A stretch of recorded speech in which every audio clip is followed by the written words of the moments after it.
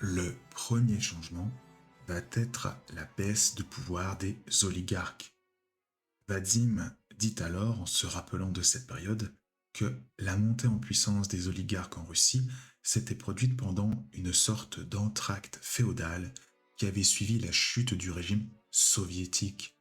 Boris Berezovsky et les autres étaient alors devenus les colonnes d'un système dans lequel le pouvoir du Kremlin dépendait substantiellement de leur argent, de leurs journaux, de leur télévision. Les oligarques avaient alors pris l'élection du tsar pour un simple événement, alors qu'il s'agissait en fait du commencement d'une nouvelle époque dans laquelle leur rôle allait être destiné à être revu. Va apparaître alors une première problématique, notamment avec Berezovsky.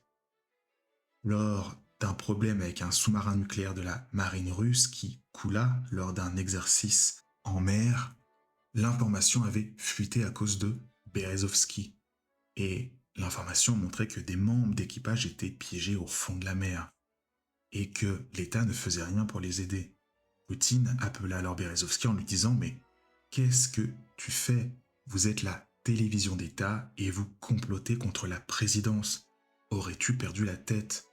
En réponse de cela, Poutine prit alors quelques temps plus tard le contrôle de la télévision, car Berezovsky ne contrôlait que 49% de l'ORT, le reste appartenait à l'État. Et selon Vadim, il a suffi d'appeler le directeur général de l'ORT et de lui dire que désormais, il recevait ses directives du Kremlin. Après avoir, on va dire, un peu calmé Berezovsky, Poutine s'attaqua à un autre oligarque en arrêtant Mikhail Khodorkovsky, qui était entre-temps devenu le mari de Ksenia.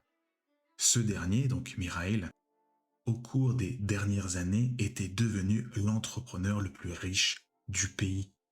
Et selon les termes de Vadim Baranov, l'arrestation de Mikhail avait pour but que cette dégradation publique, car l'arrestation était filmée, ça deviendrait un avertissement pour les autres oligarques, mais aussi un spectacle servi en pâture à la rage du bon peuple russe.